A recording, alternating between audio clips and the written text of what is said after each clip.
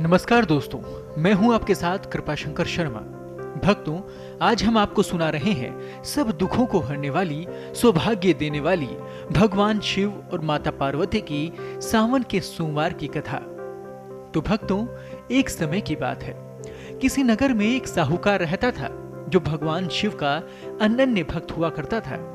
उसके पास धन धान्य किसी भी चीज की कमी नहीं थी, लेकिन उसकी कोई संतान न थी और वो इसी कामना को लेकर रोज शिवजी के मंदिर जाकर दीपक जलाया करता था। उसके इस भक्ति भाव को देखकर एक दिन माता पार्वती ने शिवजी भगवान से कहा कि प्रभु, ये साहूकार आपका अनन्य भक्त है। इसको किसी बात का अगर कष्ट है तो आपको उसे अवश्य दूर करना चाहिए। शिवजी बोले कि हे पार्वती, इस साहूकार के पास पुत्र नहीं है, ये इसी दुख से दुखी रहता है। माता पार्वती कहती हैं कि हे ईश्वर, कृपा करके इसे पुत्र का वरदान दे। तब भोलेनाथ ने कहा कि हे पार्वती, साहूकार के भाग्य में पुत्र का योग नहीं है।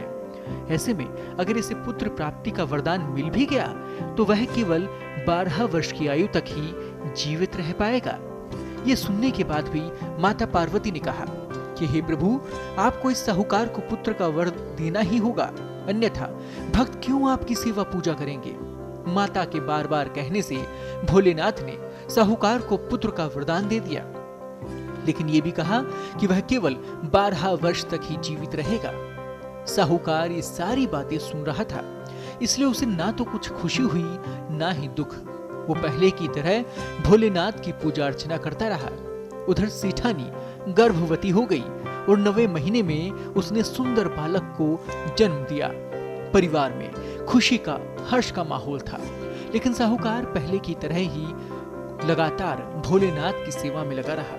उसने बालक की 12 वर्ष की आयु का जिक्र किसी से ना किया। जब बालक 11 वर्ष की आयु का हो गया तो एक दिन साहूकार की सेठानी ने बालक के विवाह की बात कही। तो साहूकार ने कहा कि वो अभी बालक को पढ़ने के लिए काशी जी भेजेगा।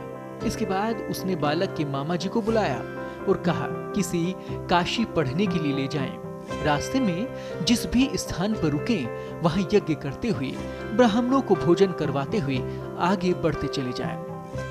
वे इसी प्रकार से आगे बढ़ रहे थे कि रास्ते में एक राजकुमारी के विवाह का पता चला। जिससे उसका विवाह होना था वो दूल्हा एक आंख से काना था। तो उसके पिता ने जब अति सुंदर साहूकार के बेटे को देखा तो उनके मन में यह आया कि क्यों ना इसे ही घोड़ी पर बिठाकर शादी के कार्य संपन्न करवा लिए जाए। उन्होंने मामा से बात की और कहा कि इसके बदले वे अथाह धन देंगे, तो वो भी राजी हो गए। इसके बाद साहूकार का बेटा विवाह की बेदी पर बैठ गया। जब विवाह कार्य संपन्न हो गए तो जाने से पहले उसने राजकुमारी की चुंदरी के पल्ले पर लिखा कि तेरा विवाह तुम मेरे साथ हुआ है, लेकिन जिस राजकुमार के साथ तुम्हें भेजेंगे वो एक आंख से काना है। इसके बाद वह अपने मामा के साथ काशी के लिए चला गया। उधर जब राजकुमारी ने अपनी चुनरी पर यह लिखा हुआ पाया तो उसने राजकुमार के साथ जाने से मना कर दिया। राजा ने भी अपनी पुत्री को बारात के साथ विदा नहीं किया। बारात वापस लौट गई। उधर मामा और भांजे काशी जी पहुंच गए। एक दिन जब मामा ने यज्ञ रचा रखा था और भांजा बहुत देर तक बाहर नहीं आया तो मामा ने अंदर जाकर देखा तो भांजे के प्राण निकल चुके थे।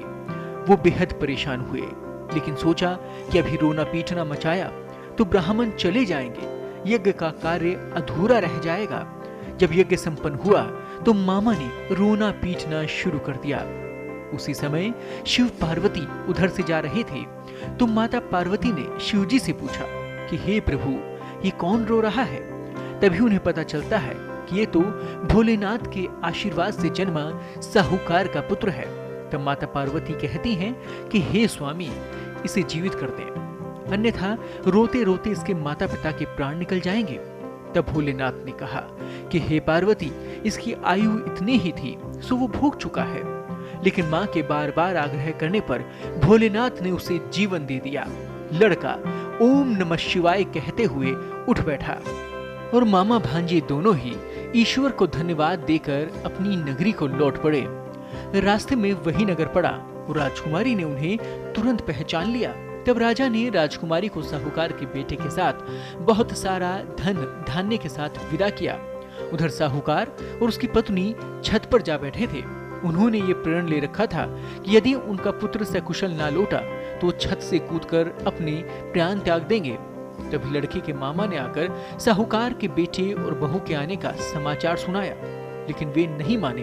तो मामा ने शपथ पूर्वक कहा कि तब दोनों को विश्वास हो गया और दोनों ने अपने बेटे बहू का बहुत भव्य स्वागत किया। उसी रात साहूकार को स्वप्न में शिवजी ने दर्शन दिए और कहा कि तुम्हारी पूजन से मैं प्रसन्न हुआ। इसी प्रकार जो भी व्यक्ति इस कथा को पढ़ेगा और सुनेगा उसके समस्त दुख दूर हो जाएंगे और मनोवांछित सभी कामनाओं की पूर्ति होगी। जय भोलेनाथ।